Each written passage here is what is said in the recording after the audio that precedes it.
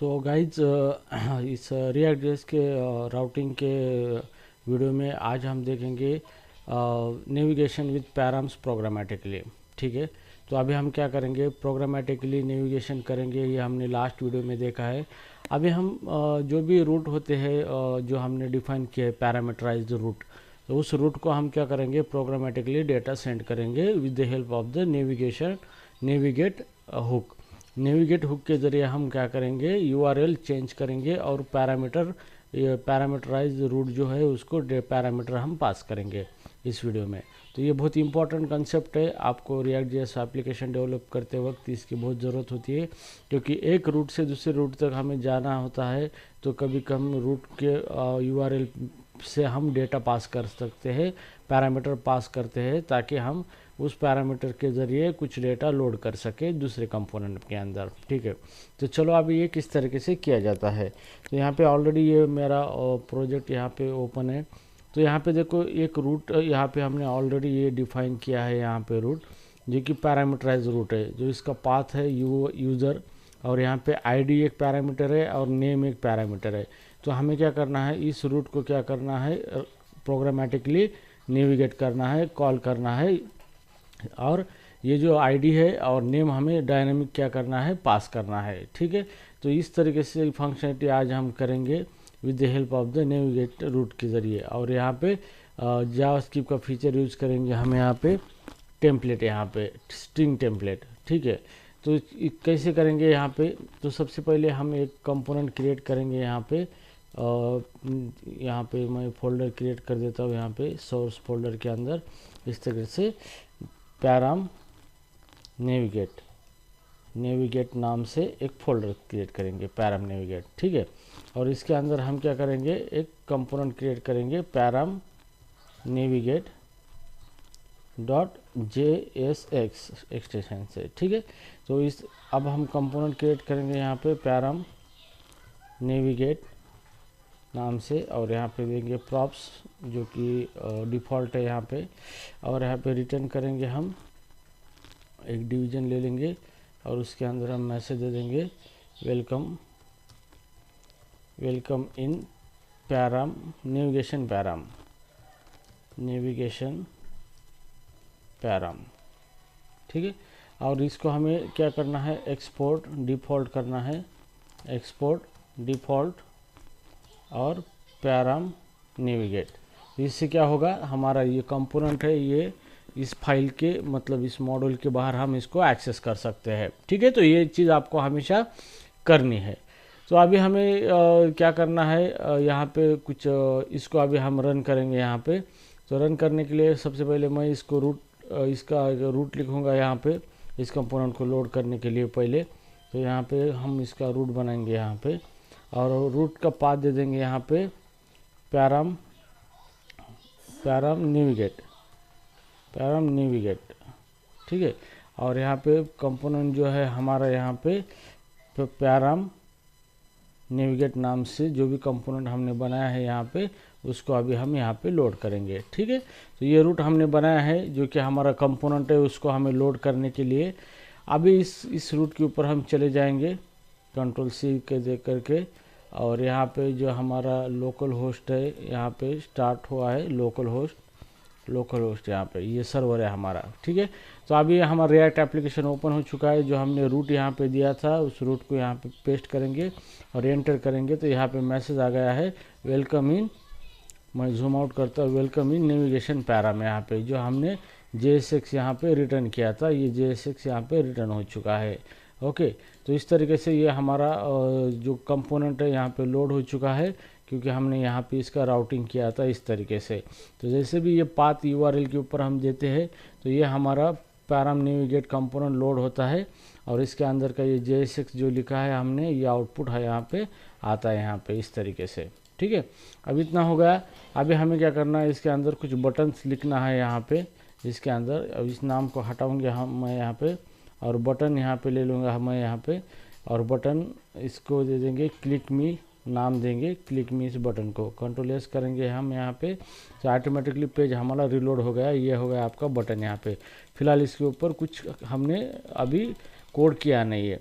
तो चलो अभी हम क्या करेंगे, यहाँ पे नेविगेट का एक ऑब्जेक्ट बनाएंगे यहाँ पे, जैसे कि कांस्टेंट नेविगेट, और यहाँ पे यूज़ नेविगेट, यहाँ पे ये हुक कॉल करेंगे हम इस तरीके से। तो यूज़ नेविगेट हुक कॉल करने से हमें क्या मिलता है, रिटर्न में नेविगेट फंक्शन मिलता है यहाँ पे, ठीक है। तो नेविगेट फंक्शन इस नेविगेट के अंदर चला गया है यहाँ पे। अभी हमें क्या करना है, एक फंक्शन क्रिएट करना है। तो हम एरो फंक्शन का इस्तेमाल करके भी फंक्शन क्रिएट कर सकते हैं, जैसे कि हम constant go to constant navigate to नाम से वेरिएबल बनाया हमने। यहाँ पे पैरामीटर हम दे देंगे इस तरीके से, और यहाँ पे इवेंट ई दे देंगे, जिसका कोई अभी ज़रूरत है ही नहीं है। और इसके अंदर हम क्या करेंगे, नेविगेट करेंगे, नेविगेट ये यहाँ पे नेविगेट यहाँ पे, और नेविगेट करने के बाद यहाँ पे हमारा जो रूट है, यहाँ पे इस तरीके से जो रूट हम देखेंगे, ये इस रूट को हमें क्या करना है, नेविगेट करना है। पैरामीटराइज रूट, ये रूट है हमारा, आईडी और नेम इसको पास करना है। तो हम इसको आईडी और नेम पास करेंगे, इसको जो हमारा रूट है, रूट का नाम है यूज़र। तो यहाँ पे यूज़र यहाँ पे देना है आपको, यूआरएल यूज़र, आईडी है 10 और नेम है फॉर एग्जांपल राजा, ठीक है। तो ये हो गए पैरामीटर्स हो गए इसके, और ये यूआरएल पाथ हो गया हमारा राउटिंग का, ठीक है। तो ये हमने यहाँ पे navigate function, navigate variable create किया है और उसको एक एरो फंक्शन यहाँ पे पास किया है। तो ये इनलाइन एरो फंक्शन है। अब इस नेविगेट टू को हम क्या करेंगे, कॉल करेंगे ऑन क्लिक के, इस बटन के ऑन क्लिक के ऊपर, और इस तरीके से हम इसको कॉल करेंगे। जैसे मैं बटन को क्लिक करूँगा तो डायरेक्टली ये फंक्शन कॉल होगा, ये फंक्शन, और इसके अंदर जो कोड किया है ये क्या करेगा, नेविगेट करेगा हमारे यूज़र यूआरएल पे, और उसको 10 और राजा ये नाम क्या होगा, पैरामीटर पास होगा यूआरएल से, ठीक है। तो चलो अभी हम इसको क्या करते हैं, प्रैक्टिकली देखते हैं क्लिक करके। जैसे मैं इसको क्लिक करूँगा तो ये हो गया हमारा, ये उस रूट के ऊपर चला गया है। यहाँ पे वेलकम इन यूज़र कंपोनेंट यहाँ पे, और यहाँ पे देखिए यूआरएल पे यूज़र 10 आईडी है और राजा नेम है, यूज़र आईडी 10 है और यूज़र नेम इज़ राजा। तो उस कंपोनेंट पे चले जाने के बाद ये कंपोनेंट को हमने प्रोग्रामेटिकली क्या किया है, डेटा भेज दिया है यहाँ पे, ठीक है।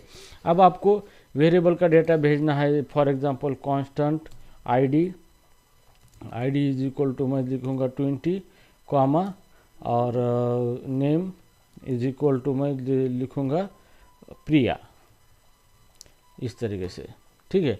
तो अभी मुझे क्या करना है, ये आईडी और नेम इस यूआरएल में पास करना है। तो सबसे पहले आपको क्या करना है, यहाँ पे टेम्पलेट एक्सप्रेशन यूज़ करना है, डबल कोटेशन हटाना है आपको, और यहाँ पे आपको बैक टिक देना है इस तरीके से।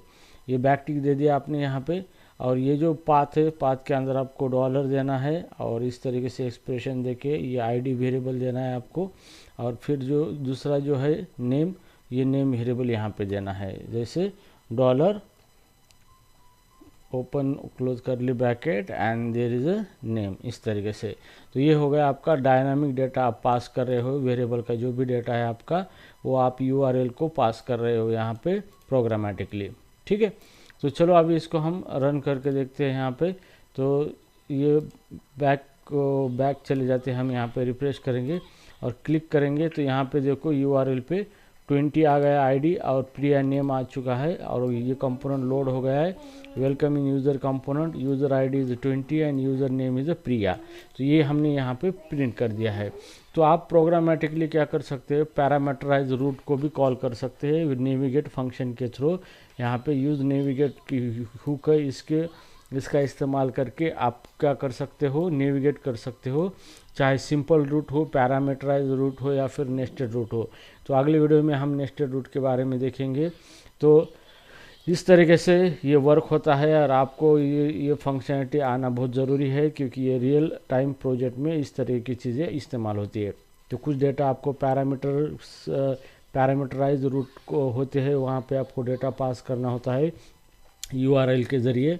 तो यहाँ पे आप नेविगेट के ज़रिए आप यूआरएल रन कर सकते हो, और पैरामीटर आप कॉल कर सकते हो, पैरामीटर पास कर सकते हो उस यूआरएल को। तो प्रोग्रामेटिकली यहाँ पे सारी चीज़ें हमने प्रोग्रामेटिकली की है। मैन्युअली यहाँ पे हमने कुछ यूआरएल वगैरह कुछ नेविगेट करने के लिए नहीं यूज़ किया है। यहाँ पे सारी चीज़ें यहाँ पे प्रोग्रामेटिकली हुई है यहाँ पे।